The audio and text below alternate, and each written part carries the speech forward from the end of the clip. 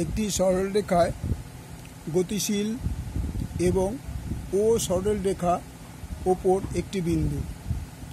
একটি কণা সরলরেখায় গতিশীল এবং ও সরলরেখার উপরে একটি নির্দিষ্ট বিন্দু, অর্থাৎ যে কণাটা যাচ্ছে তার উপরে ও বিন্দুটা। টি সময় ও বিন্দু থেকে কণার দূরত্ব a cos nt plus b sin nt, where S মানে যেখানে a, b, n এটা ধ্রুবক বলে প্রমাণ করো যে কণার ত্বরণ ও বিন্দু থেকে তার দূরত্বের সমানুপাতিক। তাই মনে করি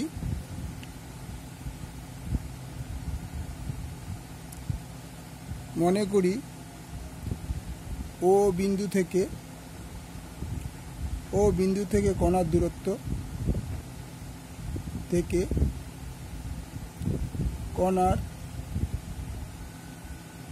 দূরত্ব equal to x equal to a cos nt plus b sin nt। সুতরাং কণার বেগ কত হবে? কণার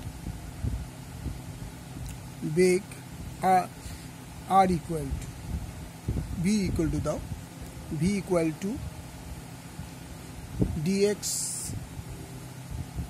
dt ইকুয়াল টু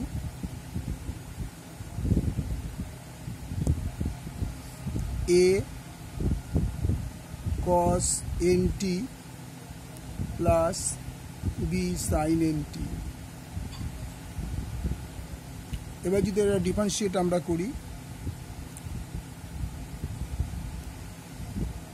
এটা d dt b equal to dx dt equal to v dt d a cos nt b sin nt। তাহলে differentiate করলে দাঁড়াবে তোমার a nটা থাকবে তোমার sin nt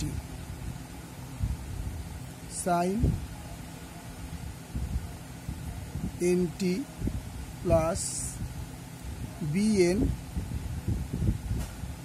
cos nt।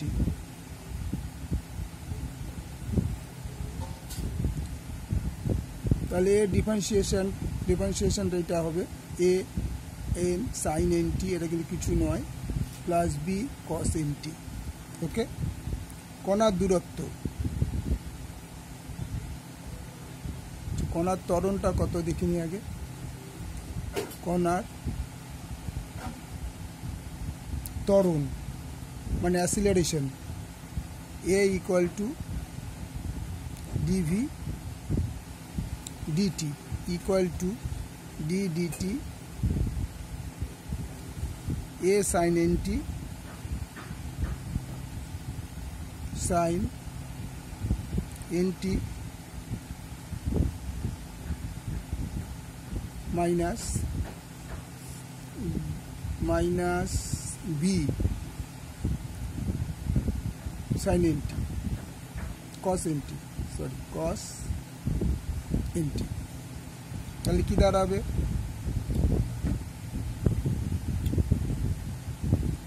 a equal to মানে অ্যাসিলারেশন আর ত্বরণ ইকুয়াল টু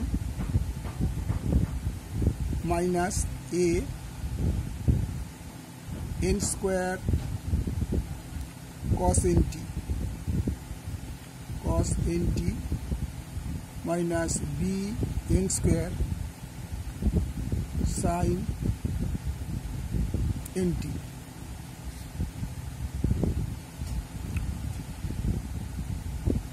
और